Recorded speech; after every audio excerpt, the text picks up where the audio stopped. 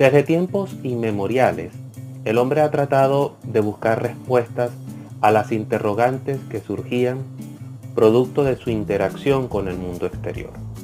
Al principio recurría a la mitología, señalando que la mayoría de los fenómenos naturales, muchos de los cuales ya tienen explicación científica hoy en día, era el resultado de la benevolencia o el castigo de los dioses. De ahí surgieron los sistemas de creencia y los ritos, cuya observancia garantizaba, vuelvo y repito, la benevolencia o el castigo de los dioses. Pero un grupo reducido de personas comenzaron a cuestionar estos sistemas de creencia y trataban de buscar explicaciones más lógicas y racionales acerca del origen de estos fenómenos naturales, así como de ciertas tendencias del comportamiento humano, los cuales, muchos de ellos, eran beneficiosos para vivir en comunidad. Y es en Grecia, casualmente, considerada para muchos como la cuna de la civilización occidental, donde se tiene registro de los primeros intentos. En esta saga, la cual lleva por título Genios de la Antigüedad, vamos a enfocarnos en tres grandes filósofos que con sus aportaciones hicieron grandes cambios hacia la cultura occidental y grandes aportes al conocimiento humano en general, los cuales fueron Sócrates, Platón y Aristóteles. En este video vamos a hablar acerca del primero de ellos, es Sócrates. Pero antes de comenzar quiero hacer una aclaratoria. En el presente video solo vamos a ofrecer un pequeño resumen sobre la vida y obra de este gran filósofo, así como de los sucesivos que ya mencionamos. De manera que si ustedes desean ampliar la información, pueden consultar a las fuentes originales o también fuentes referenciales, como el caso de la Wikipedia, entre otros. Pero antes de comenzar, los invito a suscribirse a mi canal y activar las notificaciones para que estén al tanto de los nuevos trabajos que publico. También pueden visitarme en Facebook, Twitter e Instagram. Sin más preámbulos, comencemos. Considerado como el padre de la filosofía política y de la ética, una de las mayores contribuciones que hizo Sócrates al conocimiento en general fue su método de indagación, que hoy en día se conoce como el método socrático o el método mayéutico, en la cual consistía en Sócrates, asumiendo una postura de ignorancia, trataba de dar una serie de cuestiones o planteamientos que permitían que su interlocutor empezara a cuestionar la validez de sus propias afirmaciones, sobre todo en temas tan controvertidos como la justicia, la virtud, el amor y la paz. Durante la infancia recibió una educación tradicional. Se dedicó a la literatura, la música y la gimnasia. Más tarde se familiarizó con la dialéctica y la retórica de los sofistas. Tuvo por maestro a Arquelao, filósofo muy importante de la época, quien lo introdujo en las reflexiones acerca de la física y la moral. Durante la guerra del Peloponeso sirvió como oblita con mucho valor en varias batallas. La más importante fue Potidia en el año 432 a.C., Delio en el 424 y Anfípolis en el 422. Sócrates fue un gran obediente de la ley ateniense, sin importar si las leyes fueran justas o injustas. Él decía que una ley, aunque fuera injusta, debía cumplirse, y que la mejor manera de luchar contra una ley injusta no consistía en desobedecerla, sino en luchar para cambiar o modificarla. Después del servicio militar, consideró que la mejor aportación o la mejor forma que él podía servir a su país es a través de la filosofía.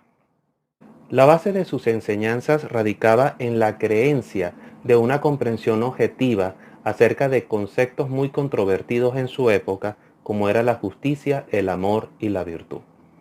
Son conceptos extremadamente subjetivos, pero Sócrates procuraba llegar a una definición mucho más general, estricta y objetiva acerca de esos conceptos y también del conocimiento acerca de uno mismo. Sócrates describía el alma como aquello en virtud de la cual una persona podía calificarse de sabia o de loca, de buena o de mala. Para él el alma era una combinación entre la inteligencia y el carácter. Es decir, él no concebía el alma como un ser etérico que se salía del cuerpo cuando éste fallecía, sino más bien era el resultado de esa combinación entre la inteligencia y el carácter, la cual se adquiere con el tiempo. Creía que todo vicio era producto de la ignorancia y que ninguna persona deseaba el mal. Y a su vez, la virtud es conocimiento. Y cuando uno tenía conocimiento del bien, actuaba de manera justa y conforme a ese principio. Su lógica hizo mucho hincapié en la discusión racional y en la búsqueda de definiciones generales, como se dijo en un principio, pero aquí con otras palabras.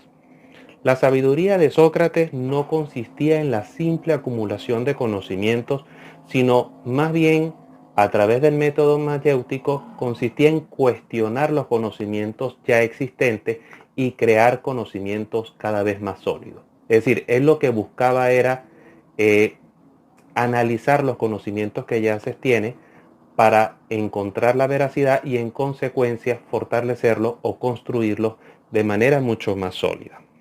El poder de su oratoria y su facultad de expresión pública era su fuerte para conseguir la atención de quienes lo escuchaban. Se argumenta que Sócrates creía, y aquí cito, los ideales pertenecen a un mundo que solo el hombre sabio puede entender, haciendo del filósofo el único tipo de persona capaz de gobernar a otros. Es decir, para Sócrates, de acuerdo con Platón en la obra La República, los filósofos eran las únicas personas con capacidad para gobernar naciones. Sócrates no dejó obra escrita, ya que él consideraba de que cada quien debía desarrollar sus propias ideas. Surgió un rumor o una teoría que Sócrates no escribió ninguna obra porque era analfabeto, cosa que es completamente falso, ya que si él recibió una educación tradicional, pues difícilmente es creíble la tesis de que Sócrates era analfabeto. Por supuesto que no lo era, sino que sencillamente no dejó ninguna obra escrita porque él consideraba que cada quien debía tener la libertad de desarrollar y de extraer o de organizar o estructurar sus ideas. Conocemos en parte las ideas de Sócrates gracias a las aportaciones de sus propios discípulos. El más emblemático es Platón, también está Jenofonte, Aristipo, Antístenes, entre otros. Tampoco fundó una escuela como lo hizo en su oportunidad Aristóteles con el Liceo o en el caso de Platón con la Academia. Todo lo que se sabe con certeza acerca de las ideas del gran maestro o de Sócrates se extrae de los libros de Platón y de sus diálogos. Y muchas de las ideas de Platón se las atribuyó a su propio maestro. Y describió a Sócrates como una persona que asumía, como lo dije en un principio, una postura de ignorancia. Y empezaba a hacerle una serie de preguntas a su interlocutor. Pero eran preguntas tan inteligentes y sagaces que hacía que su propio interlocutor cuestionara sus propias afirmaciones. Vuelvo y repito, esa es la mayor aportación que hizo Sócrates al mundo de la filosofía y del conocimiento en general. Aunque la primera parte de su vida fue un hombre de profundas convicciones religiosas y un gran patriota, él se ganó la desconfianza de muchos de sus compañeros o muchos de sus ciudadanos de la época, ya que les disgustaba las ideas que él expresaba. Una de esas ideas era que Sócrates se oponía mucho a la democracia ateniense. ¿Y esto por qué?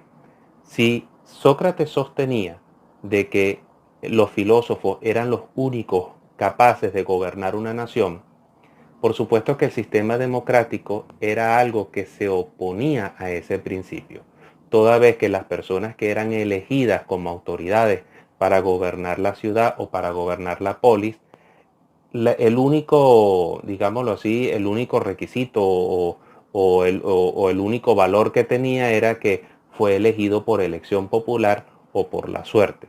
De manera que cualquier persona podía asumir una magistratura, lo cual para Sócrates lo consideraba como un inconveniente. En este sentido, especialmente en lo que concierne a la metafísica, Sócrates planteaba la existencia de un mundo etérico, independientemente de los dioses. En esa época, por ejemplo, la gente creía que la vida después de la vida era un don que se ganaba por el favor o la benevolencia de los dioses.